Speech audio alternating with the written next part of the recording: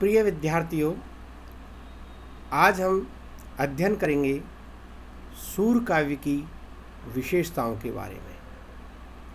यह विषय बीए प्रथम वर्ष में अध्ययनरत विद्यार्थी जिनके पास हिंदी साहित्य विषय है, उनके प्रथम प्रश्न पत्र के लिए उपयोगी है। मैं डॉक्टर बालकृष्ण शर्मा, सहायक आचार्य हिंदी, MSJ कॉलेज, भरतपुर। सूर के काव्य की प्रमुख विशेषता उनके काव्य में रसों की विविधता है। उन्होंने सूरसागर में वात्सल्य रस, श्रृंगार रस तथा शांत रस का खूब चित्रण किया है और ये उनके काव्य के प्रमुख रस रहे हैं।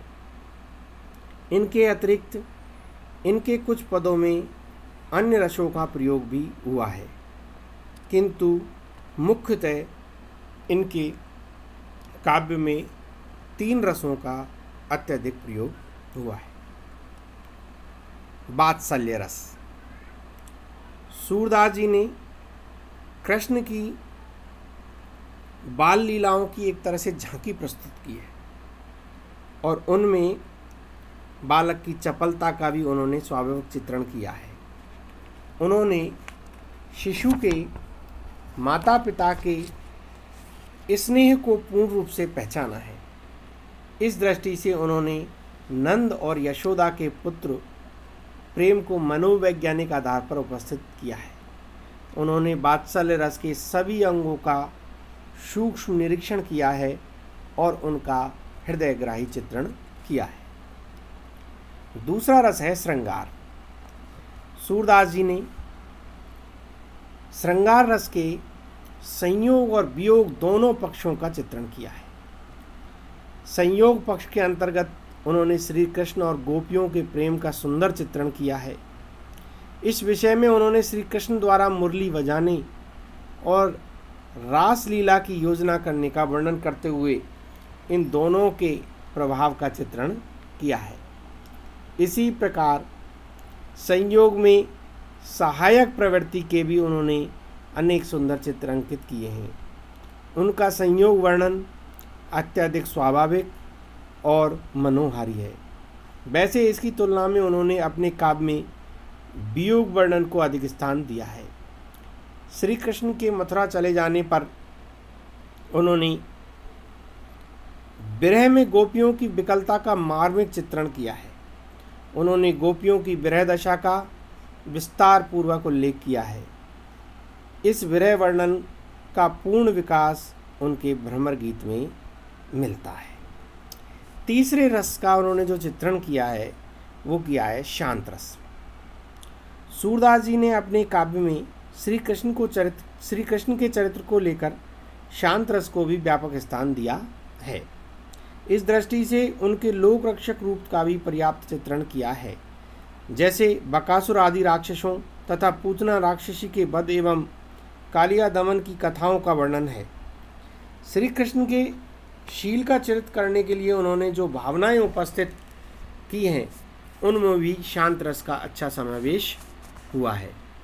उनके काव्य में शांत रस का सबसे सुंदर समावेश उन्होंने अपने भक्ति के पदों में किया है। भक्ति के क्षेत्र में उन्होंने विनय भाव और सख्य भाव को अपनाया है। सूरदास जी ने अपने काव्य में प्रकृति चित्रण के लिए खूब स्थान दिया है। प्रकृति का व्यापक चित्रण किया है। उनके सभी पात्रों के जीवन का विकास प्रकृति के अंचल में हुआ है।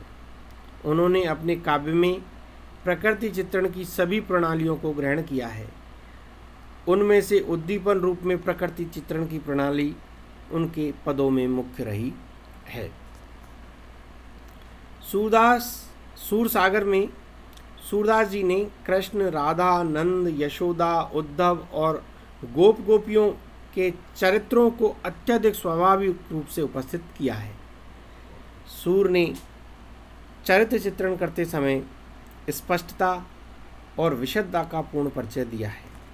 भक्ति काल के भक्त कवियों में इस दिशा में उन्हें सबसे अधिक सफलता मिली है। कविवर सूरदास ने अपने काव्य में सगुण भक्ति के महत्व को सफलतापूर्वक स्पष्ट किया है। उन्होंने गोपियों को सगुण भक्ति में विश्वास रखने वाली नारियों के रूप में चित्रित किया है।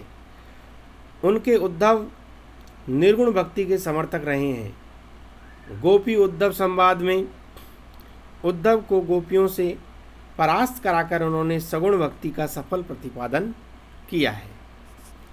सूर के पदों में गीति के तत्व का सफलतापूर्वक निर्वाह किया गया है। उनके पद संक्षिप्त, मधुर और आकर्षक हैं। उनमें संगीत शास्त्र का दृढ़ आधार लिया गया है। उनके शांत रस संबंधी पदों में आत्मकथन की प्रणाली को भी ग्रहण किया गया है। हिंदी में गीति काव्य की रचना करने वाले कवियों में सूरदास का महत्वपूर्ण स्थान है। सूर के काव्य की भाषा सरल, स्वाभाविक और मधुर ब्रजभाषा है। उनकी शैली प्रभावपूर्ण और आकर्षक है। उनके काव्य में वैसे तो वर्णन की अनेक शैलियों का समावेश हुआ है, किंतु उनमें प्रगीत शैली मुख्य है। इस प्रकार यह स्पष्ट है कि कविवर सूरदास ने कृष्ण भक्ति को लेकर श्रेष्ठ काव्य की रचना की है। अष्टछाप के सर्वश्रेष्ठ कवि होने के अतिरिक्त वे हिंदी के कृष्ण काव्य के सर्वप्रमुख कवि हैं। उन्होंने अपने काव्य में श्री कृष्ण के जीवन का इतने व्यापक रूप में समावेश किया है कि उनके बाद ये कृष्ण भक्त कवि उनसे प्रभावित हुए बिना नहीं रह सके। इसीलिए किसी कवि ने कहा है, सूर सूर तुलसी शशि उड़ुगन केशव दास, अब के कवि खद्योत सम जह तह करत प्रकाश। अब हम अगले वीडियो में सूरदास जी के व्याख्या खंड का अध्ययन करेंगे। धन्यवाद।